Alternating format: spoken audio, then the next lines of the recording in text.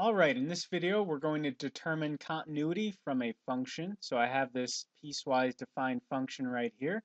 I have this thing, it kind of looks like a rational function, but it does have a square root in here. And so my function acts like this function. So f of x acts like this function everywhere except when x equals 0. Sometimes textbooks miss this, but x has to be greater than or equal to -9. Otherwise, you will be square rooting a negative, and that just doesn't work. But when x does equal 0, we're not allowed to plug in 0 into here, because we'll divide by 0. So we have this little addition here that says, well, you know what? When x does equal 0, the y value will be 3. Now, we have that theorem that says the following functions are continuous. We have polynomials, we have rational functions, root functions, and trig functions. So what we kind of have is a combination of a root function and a rational function. So my function is continuous over the domain. That means this function is continuous except when x is 0, because again, we divide by 0. But that's what this is doing. So now I just want to know, am I continuous at x equals 0? Okay, let's get started answering that question. So let me remove the theorem. Now, what's our requirement 1 for continuity? Does f of 0 exist? And that's exactly what this is saying right here. That's saying when you evaluate your function at 0, you should get 3. So yeah, my function exists at 0. Next, does the limit of f of x exist? Now notice that when I approach 0 from the left or the right, I am using this function right here. So I don't have to deal with a left and right hand limit because both of those limits are using the same function. So when I am asked to find the limit as x approaches 0 of f of x, it's the same thing as being asked to find the limit of this thing.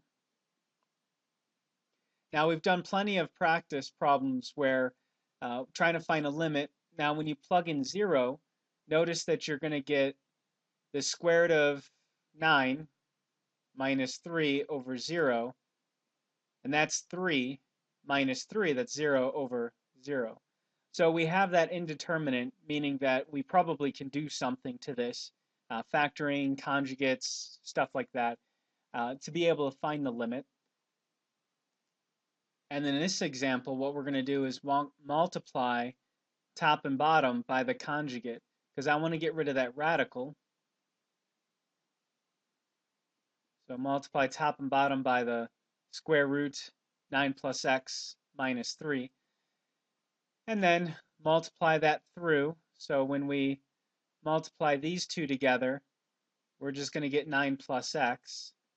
Remember that the whole point of multiplying by the conjugate is when you multiply these two together, this is a plus 3. When you multiply these two together, it will immediately cancel with these two. So I don't have to write those. And then finally, minus 3 times 3, and that's going to be minus 9. All over x, don't distribute the x into there, leave it alone. So x times, and then that conjugate.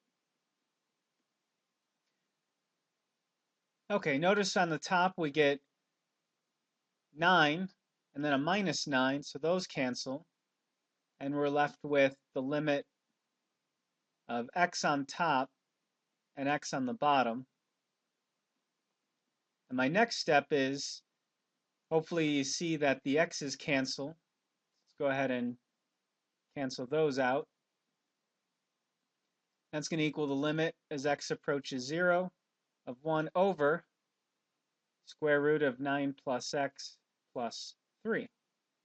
So now let's see what happens when I try plugging in 3.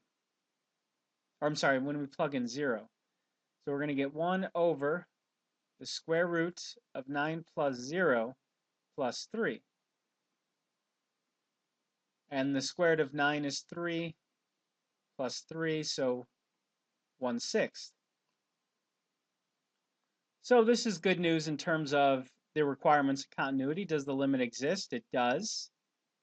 And it equals 1/6. The problem is the third condition. Does the limit of f of x equal f of 0? Well, in part 2, right here, we found that the limit equaled 1/6. And in part 1, we found that the f of 0 is 3. Now, these don't equal each other, so we're not continuous at x equals 0.